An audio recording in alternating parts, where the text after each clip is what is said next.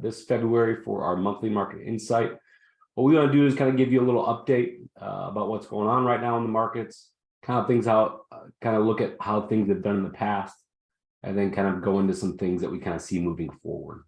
So we'll kind of jump right into 2022. We've shown this chart before, but a good kind of sign of what happened with the market. So you can see that the markets throughout 2022 were in a decline. We saw the S&P 500 down about 19.5%. We saw the total bond market down 13%. We saw international markets down about 16%. Now, what we did is we overlaid the consumer price index during that time period. So as we saw consumer price index, which the Fed is trying to target about a 2% rate, we saw it extremely high in 2022 to even start the year. And then as it got to its last high, 9.1% in June, we've seen a steady decline over the last 6 months or so. So the December number came out and it was about 6.5%. The next consumer price index number will come out on Valentine's Day, February 14th.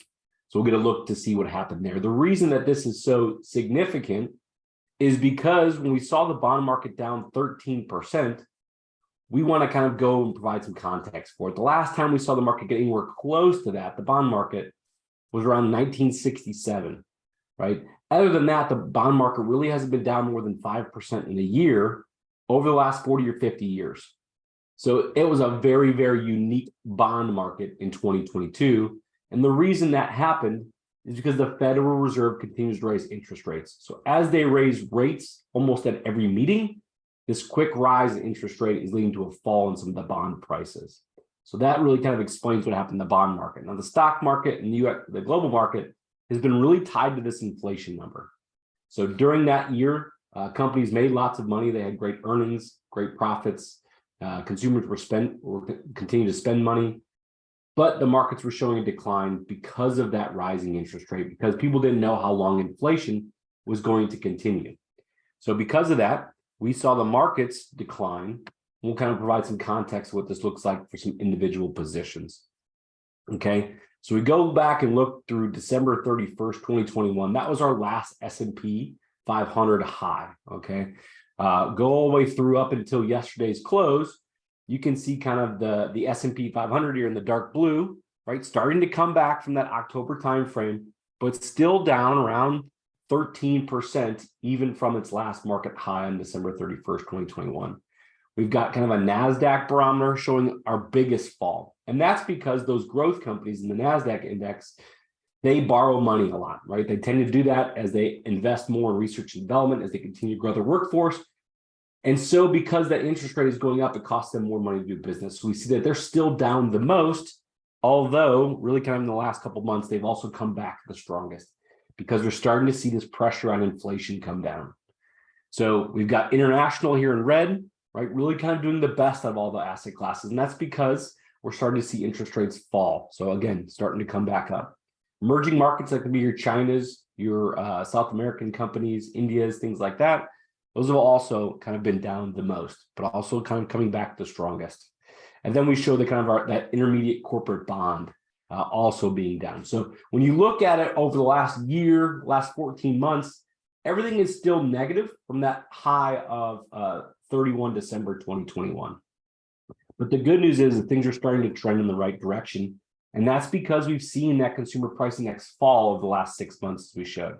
So year to date, the markets, right, we see that same NASDAQ index, those growth companies, that's doing the best. And that's because people are anticipating rates to start falling.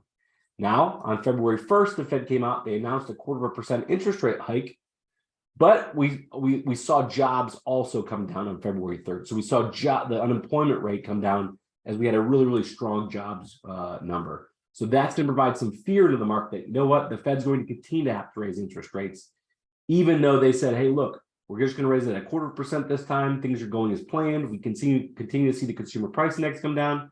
People have been excited about that. That's why those growth companies have been doing really well kind of recently. It's because people are anticipating that the interest rate is going to start to come down. But then we got that jobs number on Friday, and people are like, I'm still confused. I don't know what's going on. The S&P 500 is up about 8% for the year. International's up about 6.5%, emerging markets 4.5%, and bonds are up 2.4%. Again, through yesterday's close. Again, kind of a good barometer of how things are doing year to date compared to last year. So things are trending in the right direction, but overall still down from that high on 31 December. Now, the good news is we really kind of saw our last market low around the 15th or mid-October. So from mid-October through today, things have come back really strong. And again, that's because we continue to get that consumer price index falling over the last 6 months. So we see international has actually been the best performer because people are anticipating as the interest rate comes down, the dollar will get a little bit weaker, and the international will tend to do a little bit better. Kind of the growth companies, emerging markets, and the S&P 500 have all been floating around the same percentage. But again, bonds are starting to come back as well. And that's because people are anticipating that maybe interest rate hikes won't happen as quickly or as aggressively moving forward. That being said, we're really kind of still interpolating what's happening with that jobs number as we saw unemployment fall to 3.4%. Again, we keep hearing this recession talk. There's going to be a recession in 2023.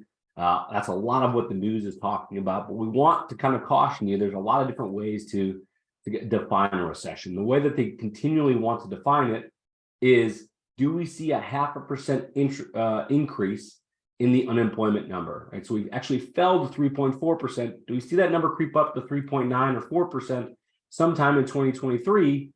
That may be another way to define a recession. But just because we're in a recession doesn't mean the market's going to fall. The market could have already fallen, and it's working its way out now that we continue to see kind of consistent consumer price index or inflation drop. So again, I think next week's number, February 14th, Valentine's Day, is going to provide some more context. Do we see the consumer price index fall to somewhere below 6.5? If we do, we might see the markets continue to take off.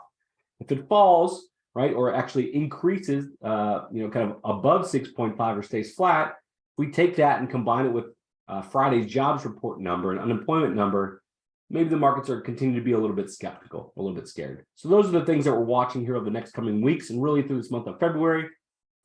Big announcements with the Fed, kind of the way that they announced, kind of what they're going to do with the interest rate, right? The 0.25% increase was what everyone was thinking.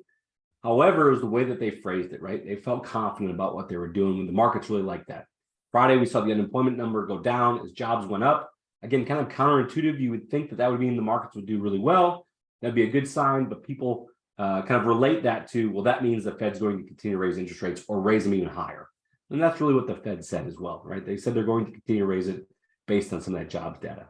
Now we're going to get February 14th, the next consumer price index number. Does that fall somewhere below 6.5? Does that negative trend continue? That will provide a little bit more context to how the markets move throughout this first quarter. But overall, we want you to know that things are kind of doing well for the year. Really, since that mid-October, that last market low, things have done extremely well. And so for those people that got out of the market were waiting, right? This is kind of the time period that, wow, if I just missed an 18% rise in my stocks, my value, I might have been penalized for kind of sitting on the sideline. And year to date, markets have been doing really well. So those are kind of all good signs so far for the economy. Things are trending in the right direction. Some very interesting data coming out about the interest rate hikes, about the jobs and unemployment number, and then consumer price index continues to trend down. Those are the things that we're watching throughout the month of February. So if you want to kind of go over your portfolio, ever have any questions, please don't hesitate to reach out to us. We're here to kind of provide some consistent academic data behind what's happening in the markets rather than just kind of scaring people. We want you to see the numbers. So if we can ever help you, please don't hesitate to reach out. Hope you enjoy the rest of your February. See ya.